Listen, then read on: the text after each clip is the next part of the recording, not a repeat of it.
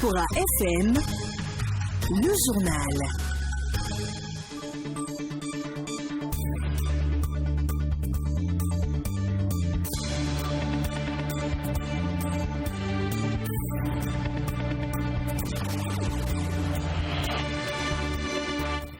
Mesdames et messieurs, bonjour. Vendredi 11 juin 2021, bienvenue dans cette session de l'information au sommaire de ce journal.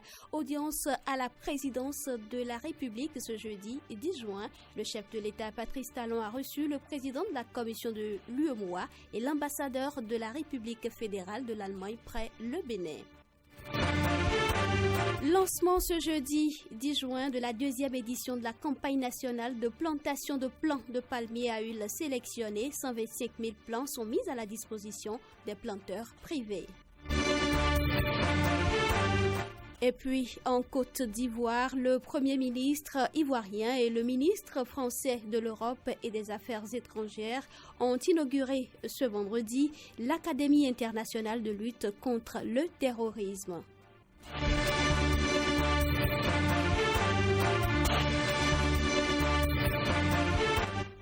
Merci de nous rejoindre pour ce tour d'horizon de l'actualité.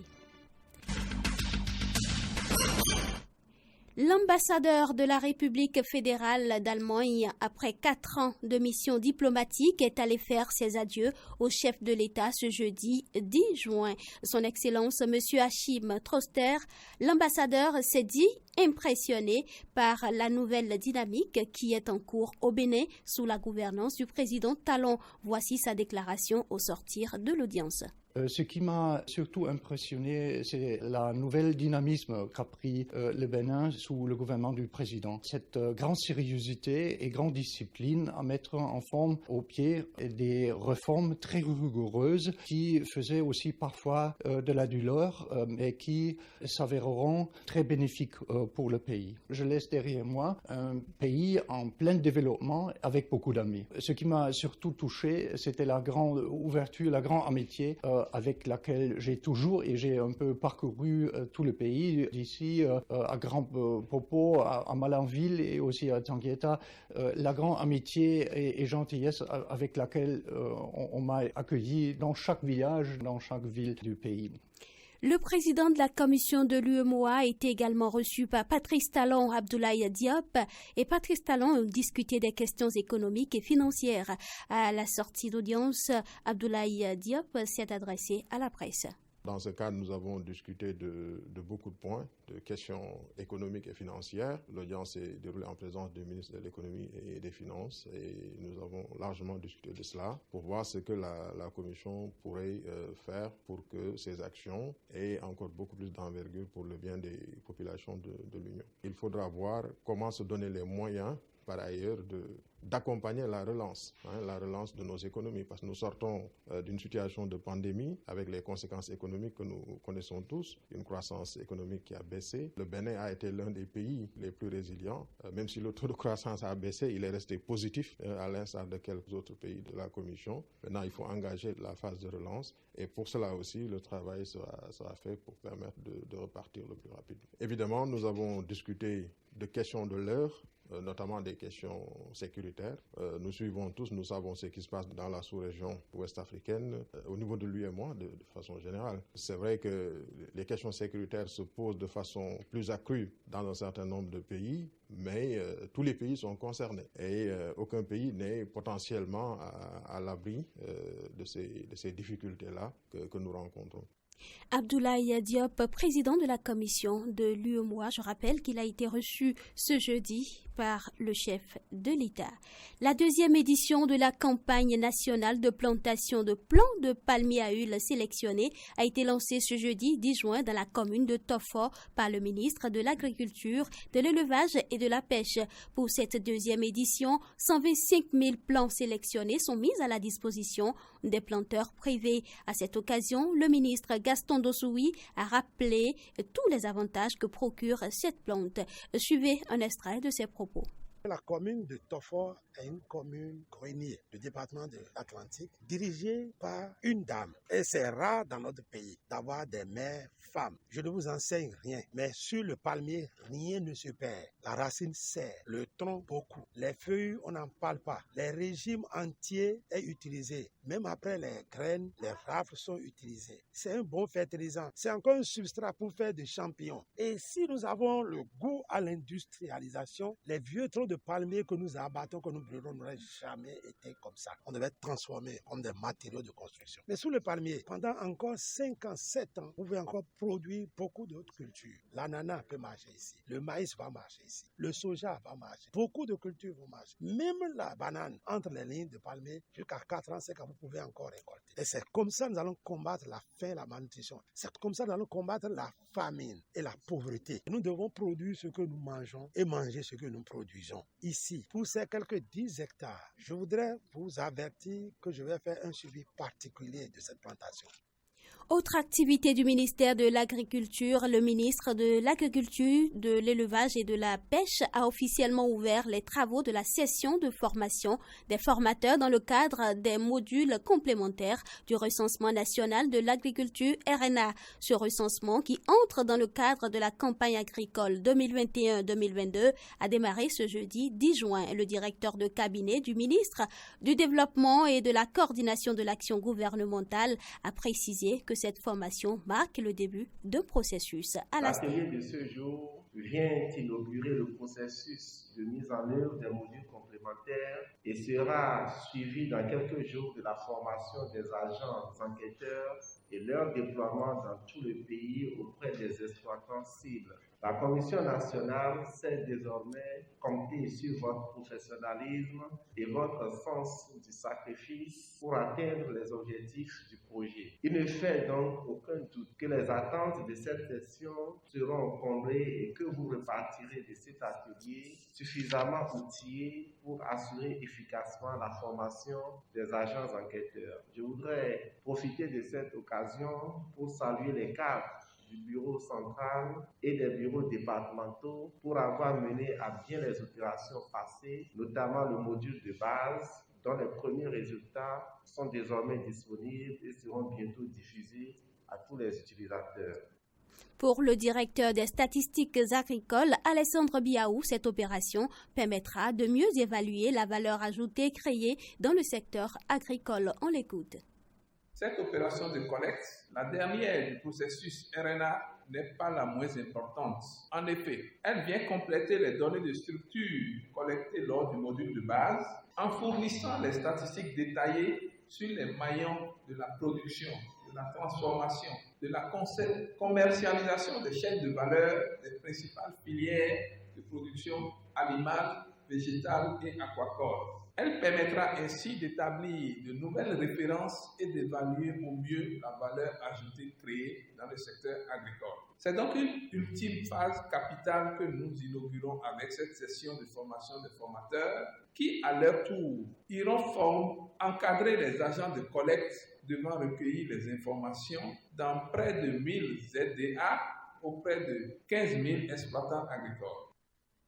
Le ministre de l'Agriculture, de l'Élevage et de la Pêche, dans son discours d'ouverture des travaux, est revenu sur l'importance du recensement national de l'agriculture RNA. On écoute Gaston Dossoui. Le choix porté sur vous et vos structures respectives n'est pas un hasard. En participant à cette opération, vous vous familiariserez davantage avec les méthodes de collecte qui renforceront votre culture statistique d'une part, et vous serez beaucoup plus à même d'accompagner les réformes qu'impose la mise en œuvre du recensement d'autre part. En effet, le recensement est une première pierre du nouveau système de collecte que mon département ministériel entend mettre en place. En fournissant les éléments de structure de notre agriculture, il favorise la mise en œuvre des enquêtes agricoles annuelles et intra-annuelles dans les différentes filières agricoles à partir de nouvelles bases de sondage plus complètes. Dès lors, l'offre de produits statistiques doit s'améliorer tant en qualité qu'en quantité. Que vous soyez donc des directions centrales, techniques, départementales ou des agences sous tutelle, vous avez un important rôle à jouer tant dans la collecte des données, des modules complémentaires, que dans l'instauration de ce nouveau dispositif de collecte que vous contribuerez ainsi à animer avec plus de professionnalisme, de rigueur statistique. Ce journal se poursuit. Cérémonie officielle de remise de vélos et autres équipements à la Fédération béninoise de cyclisme ce jeudi 10 juin. Du matériel sportif venu de l'Union cycliste internationale pour appuyer les athlètes béninois. Frédéric Espoir Roumobo. 10 vélos, 4 paires de chaussures, des lunettes, des gourdes à eau, des casques et bien d'autres, c'est l'essentiel des équipements sportifs offerts par l'Union internationale du cyclisme à la Fédération béninoise de cyclisme. Et ce don est remis officiellement ce jeudi par le ministre Oswald Omeki. Des matériels qui devront permettre aux coureurs béninois de mieux performer lors des compétitions à venir. La qualité du vélo compte pour 60% de la performance. Et c'est pour cette raison que je suis très heureux aujourd'hui de procéder à cette remise symbolique de 10 vélos, ce qui paraît encore très insuffisant par rapport aux besoins que nous avons, mais qui pour l'équipe nationale est un bon début parce que cela veut dire que progressivement nous commençons à nous doter du matériel nécessaire à l'amélioration de nos performances. Le ministre des Sports a profité pour réitérer la volonté du gouvernement du Bénin d'inscrire notre nation sur le toit de l'Afrique à travers le sport, quelle que soit la discipline. C'est aussi se doter d'équipements et c'est ce que nous avons commencé à faire et nous allons continuer. Parce qu'une fois encore, il faut que les équipements accompagnent le talent, l'effort, le génie du sportif, du cycliste. Et c'est enfin consentir les investissements nécessaires et impératifs à la bonne préparation de nos équipes. Et en la matière, vous le savez, le président de la République a lui-même une passion prononcée pour les sports en général, et nous le savons tous pour le cyclisme. Toutes choses saluées par le président de la Fédération béninoise du cyclisme, Romuald Azoumé. C'est encore le lieu de remercier le gouvernement béninois et de remercier le ministre qui est là pour cet accompagnement-là, et qui est un accompagnement formidable. Le président de la Fédération béninoise de cyclisme a profité de l'occasion pour dire toute sa satisfaction à l'endroit du gouvernement en ce qui concerne son appui à l'organisation du dernier tour cycliste du Bénin. L'unité de coordination du programme spécial d'insertion dans l'emploi PSIE a organisé ce jeudi 10 juin une séance d'entretien de la 14e cohorte de candidats inscrits pour le programme. C'est la Chambre de commerce et d'industrie du Bénin CCIB qui a servi de cadre à l'audition des candidats à laquelle a pris part le ministre des petites et moyennes entreprises et de la promotion de l'emploi Modeste Kérékou. Compte rendu Aristide Setti. Ils sont plus de 300 candidats présélectionnés à être auditionnés ce jeudi 10 juin 2021 pour le compte de cette 14e cohorte du programme spécial d'insertion dans l'emploi PSIE. Les candidats interviennent dans plusieurs domaines et les bénéficiaires viendront s'ajouter à ceux qui bénéficiaient déjà du programme. Pour ce jour, nous avons plus de 300 quand même candidats qui vont compétir entre eux face à des jurys et plus spécifiquement cette fois-ci toujours des entreprises parce que les représentants des entreprises sont de plus en plus conviés et c'est quand même l'occasion pour nous de faire voir à l'autorité ce que nous faisons, qu'il évalue comme à son habitude et qu'il nous donne les orientations qu'il faut pour améliorer le programme qui de plus en plus nous donne quand même plus de jeunes à insérer. Après une visite des différents panels, le ministre des Petites et Moyennes Entreprises et de la promotion de l'emploi, Modeste Kérékou, s'est assuré du bon déroulement du casting. La 14e cohorte, aujourd'hui, je suis également là pour pouvoir, comme d'habitude, m'en assurer par moi-même du bon déroulement afin d'en rendre compte au président de la République. Je ne sais pas s'il est encore nécessaire de rappeler que le PSIE est un programme présidentiel. C'est un programme que nous avons mis en place en exécution des instructions directes du président de la République qui a conçu ce programme et a souhaité que chaque année, l'État prenne à sa charge le paiement des salaires, soldes et accessoires de 2000 jeunes. C'est près de 7 milliards de francs CFA par an. Et les ressources sont mobilisées et disponibles. Donc il est de mon devoir de venir m'en assurer que tout se passe selon les orientations, les instructions du président de la République.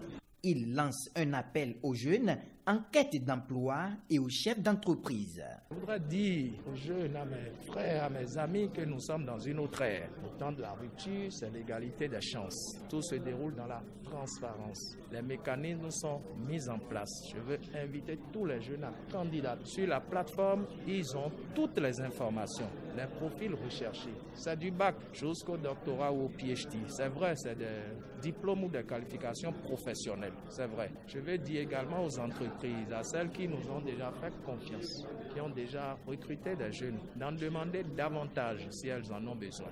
L'autorité ministérielle est repartie avec la ferme conviction de voir les jeunes mettre leurs compétences au service des entreprises béninoises. Le gouvernement en conseil des ministres ce mercredi 9 juin a décidé de la réduction du délai de paiement des créances vis-à-vis de l'État pour les micro, petites et moyennes entreprises. Une mesure qui vise à améliorer les conditions de vie et de travail des acteurs du secteur privé. Au cours d'un point de presse tenu ce jeudi 10 juin, Oumar Karimou Assouman, directeur général du Trésor et de la comptabilité publique, a expliqué les avantages de cette décision hautement sociale. Il est au micro de Carnot François Rongbédérento. Depuis l'année 2016, le gouvernement a instruit les acteurs de la chaîne des dépenses publiques à payer les créances vis-à-vis du secteur privé dans un délai de 90 jours. Par la suite, la loi 2020-03 du 20 mars 2020 est intervenue pour réduire ce délai initialement prévu à 60 jours pour les micro, petites et moyennes entreprises. Mais au cours du Conseil des ministres d'hier, le gouvernement a décidé de faire mieux parce que sensible à la promotion du secteur privé et à l'amélioration des conditions d'activité des micro, petites et moyennes entreprises. Et ce délai a été réduit à 30 jours. Cette réduction du délai de 30 jours couvre deux aspects, en fait. Le délai initialement prévu par la loi que je viens de citer fixait 60 jours à compter de la date d'ordonnancement de la dépense. Ça veut dire que l'entrepreneur peut faire sa prestation ou bien fournir les biens et services, déposer sa facture, mais le délai commençait à courir à partir de la date d'ordonnancement, c'est-à-dire la date de transmission du dossier de paiement au Trésor public. Donc l'amélioration majeure de la décision du Conseil des ministres d'hier, c'est que le délai de 30 jours commence par courir à partir de la date de liquidation, c'est-à-dire quand l'entrepreneur dépose sa facture au niveau des services bénéficiaires de la prestation ou du bien et service. C'est une action hautement sociale parce que vous savez très bien que les micro, petites et moyennes entreprises constituent la plus grande partie des entreprises au niveau de notre pays. Le délai d'un mois de 30 jours calendaires commence par courir dès lors qu'une entreprise a fait une prestation et dépose sa facture à l'administration publique. C'est ce que nous appelons en termes techniques la liquidation de la dépense. Le délai a été fixé à 1 mois, mais vous allez nous demander quel est le sort des dossiers en cours, c'est-à-dire les dossiers qui sont en cours de traitement actuellement. Pour ces dossiers, le ministre de l'Économie et des Finances a donné l'instruction pour que, au plus tard, à la fin de la semaine prochaine, tous les dossiers en cours soient libérés. Les nouvelles africaines et internationales. L'actualité au-delà du Bénin, je vous l'annonçais en titre, le Premier ministre ivoirien Patrick Hachi et Jean-Yves Le Drian, ministre français de l'Europe et des Affaires étrangères, ont inauguré aujourd'hui même l'Académie internationale de lutte contre le terrorisme AILCT à Jacquesville, à une 60aine de kilomètres d'Abidjan. C'est la première partie du projet qui a été livrée, mais le site est opérationnel et pour tourner à plein régime. On y fera de la formation, de la stratégie et des entraînements. Une académie créée à l'initiative de la France et de la Côte d'Ivoire. Une décision prise par Emmanuel Macron et Alassane Ouattara après les attentats de Grand Bassam le 13 mars 2016. En Algérie, des interpellations ont eu lieu ce jeudi soir à l'avant-veille des élections législatives, anticiper un scrutin au cours duquel les électeurs algériens sont appelés à élire les 407 députés de la future Assemblée populaire nationale. Il est rejeté par le Irak et par une partie de l'opposition. L'un des enjeux sera d'ailleurs le taux de participation faible lors de la présidentielle de 2019 et du référendum sur la révision de la Constitution en fin d'année dernière.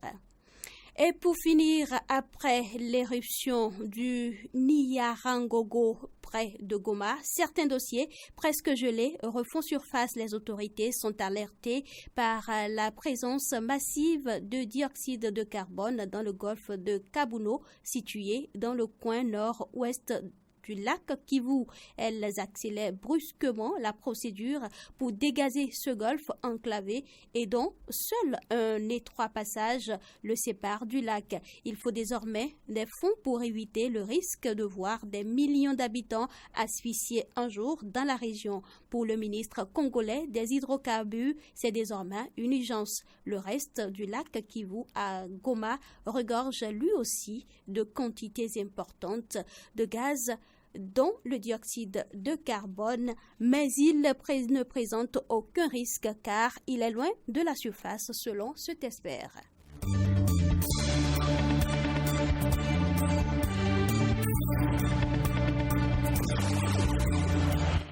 Vous l'avez compris, ainsi s'achève ce journal, mise en onde par Emmanuel Agbodjelou, présentation Clémence Tonouquin. Merci de votre attention.